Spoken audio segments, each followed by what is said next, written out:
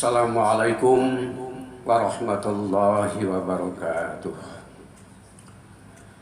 Alhamdulillahirabbil alamin wal aqibatu lil muttaqin wassalatu wassalamu ala asyrafil anbiya'i wal mursalin wa ala alihi wa ashabihi ajma'in. Asyhadu an la ilaha illallah wahdahu la syarikalah wa asyhadu anna Muhammadan abduhu wa rasuluh la nabiyya ba'dah. Allahumma shalli wa sallim wa barik ala Muhammad wa ala alihi wa ashabihi ajma'in. Amma ba'd. A'udzu billahi minasy syaithanir rajim. Bismillahirrahmanirrahim. Apa hukmal jahiliyati yabghuna wa man ahsanu minallahi hukman liqaumi yuqinun. Sadaqallahul azim. Bapak-bapak, ibu-ibu, jamaah zuhur yang dirahmati Allah. Kembali kita mengucapkan puji syukur kehadirat Allah Subhanahu wa taala serta berselawat kepada Nabi kita Muhammad sallallahu alaihi wasallam. Allahumma shalli ala Muhammad wa ala ali Muhammad. Hadirin hadirat yang dimuliakan Allah, pada kesempatan ini kami ingin menyampaikan berkenaan dengan kalimat atau kata-kata jahiliyah.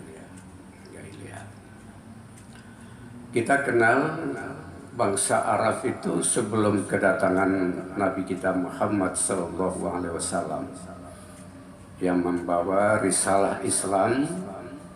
Kita kenal bangsa Arab itu dengan kaum jahiliyah, masyarakat jahiliyah. Bahkan mereka di dalam surat Al-Jumu'ah dikatakan jahiliyah atau bodoh itu malah dikatakan sesat. Wa in kanu min qablu lafi dhalalim mubin. Sesungguhnya mereka sebelum kedatangan Rasul itu termasuk orang yang paling sesat, berada dalam kesesatan yang nyata. Hadirin yang kami muliakan,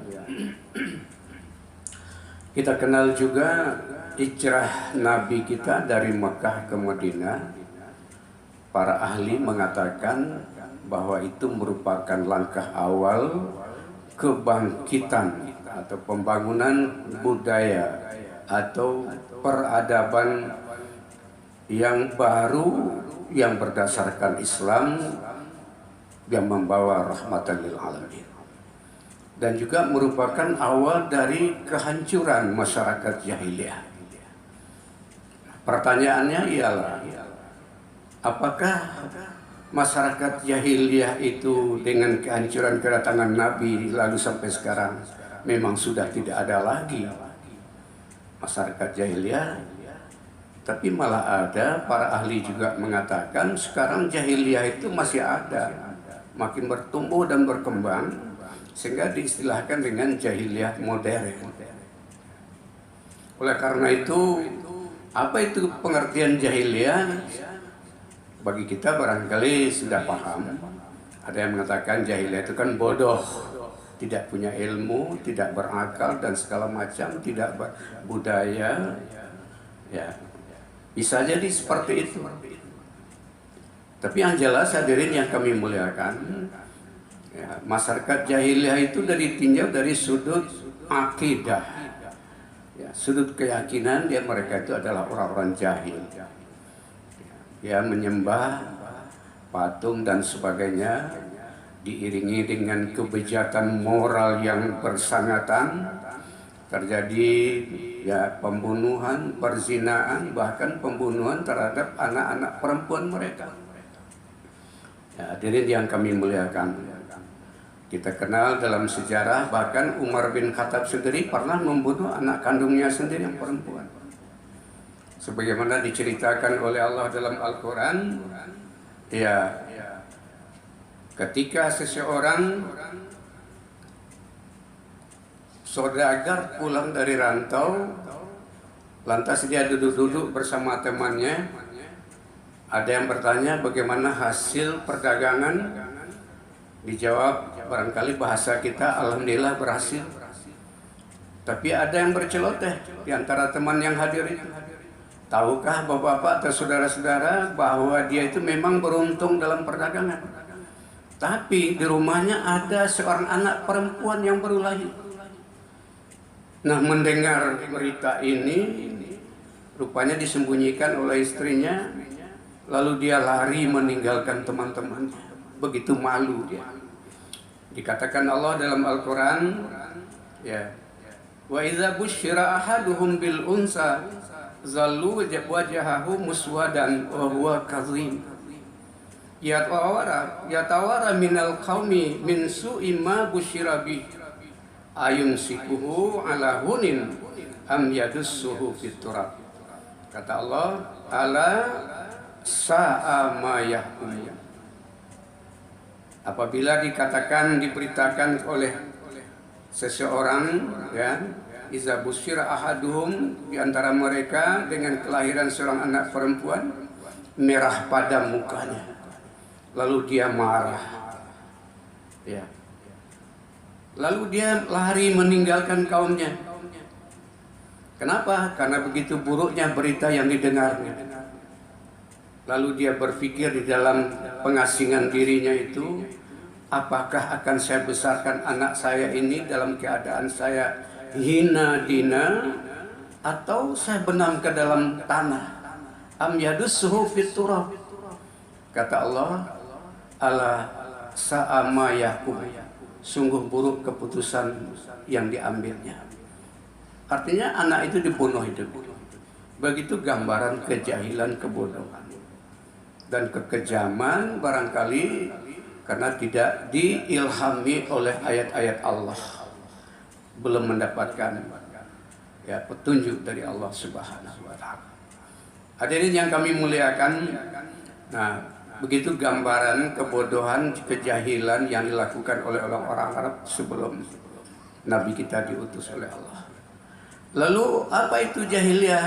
Dalam ayat Al-Quran beberapa kita temukan. Yang pertama, kata Tuhan, itu dalam surat Al-Ma'idah ayat 50, itu disebut dengan hukum jahiliyah. Apa hukmal jahiliyah yabghuna wa man ahsanu minallahi hukman liqaumi yuqinun. Apakah hukum jahiliyah yang mereka kehendaki? Lalu mana yang lebih baik hukum Allah daripada hukum jahiliyah itu? Tentu jawabnya kata Allah, bagi orang yang muttaqin, orang yang punya keyakinan, orang yang bertakwa, orang punya iman, tentu yang lebih baik adalah hukum Allah. Jadi yang pertama disebutkan hukmul jahiliyah, itu hukum jahiliyah. Apa itu? Hukum jahiliyah itu bahasa kitanya sederhana sekali, hukum rimba. Apa hukum rimba? Yang kuat, yang besar, ya, menerkam yang kecil itu hukum rimba. Memangsa yang kecil, menginjak, memakan dan segala macam. Mungkin ini bisa kita terjemahkan panjang lebar, tapi yang jelas hukum jahiliyah itu tidak ada keadilan.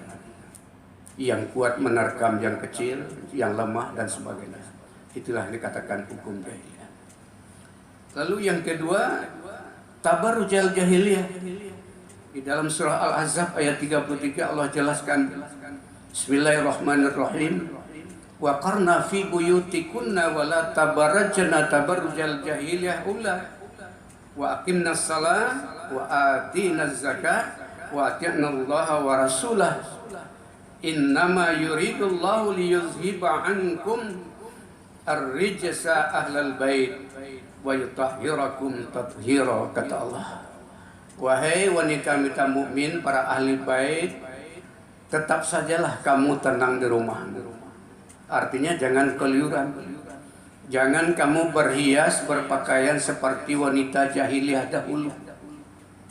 Yang utama bagimu adalah mengerjakan salat, menunaikan zakat, mentaati Allah dan Rasul.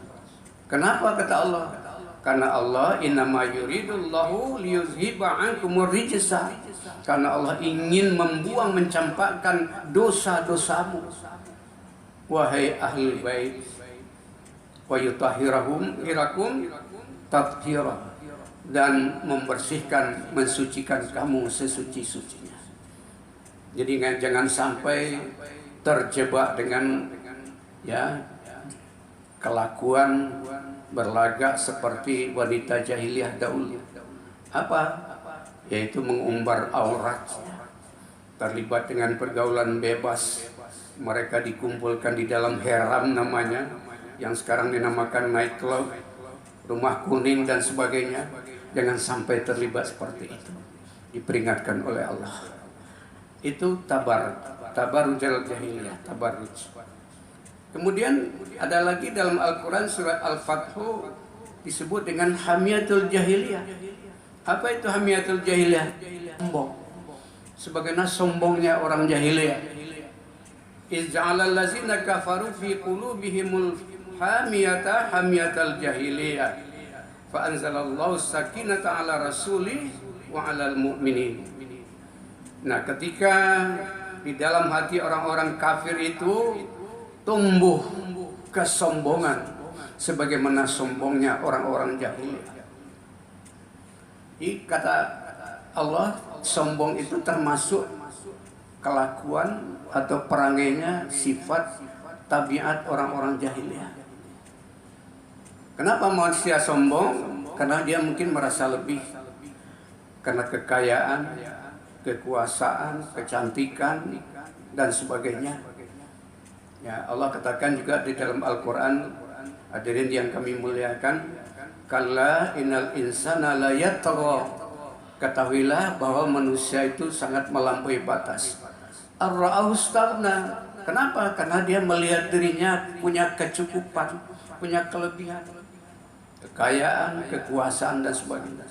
Lalu dia sombong, lalu melampaui batas dalam bentuk kezaliman, ketidakadilan dan segala macam. Nah, inilah kata Allah yang termasuk kata-kata jahiliyah, hamiyatul jahiliyah. Kemudian hadirin yang kami muliakan, ada lagi dalam istilah Al-Quran zannul jahiliyah, buruk sangka atau berubah sangka sebagaimana buruk sangkanya orang-orang jahiliyah. Ini dikisahkan dalam perang Uhud. Dalam perang Uhud itu terjadi pada awalnya kemenangan bagi umat Islam.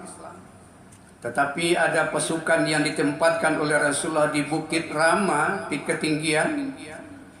Pasukan itu ya melanggar aturan yang diberikan oleh Rasul. Nah, ketika umat Islam sudah mencapai kemenangan, mendapatkan harta rampasan perang, muncul purbasangka bagi mereka yang di puncak tadi itu, merasa tidak akan mendapatkan harta rampasan perang. Lalu ditinggalkan pertahanan tadi, dia turun bergabung, ikut mengambil harta rampasan perang. Nah, di saat itu Khalid bin Walid yang belum masuk Islam, kesempatan itu dipergunakan oleh Khalid. Beberapa orang yang tinggal di bukit itu langsung dipanah, naik dengan pasukan kudanya Khalid. Lalu dari situ diserbu umat Islam.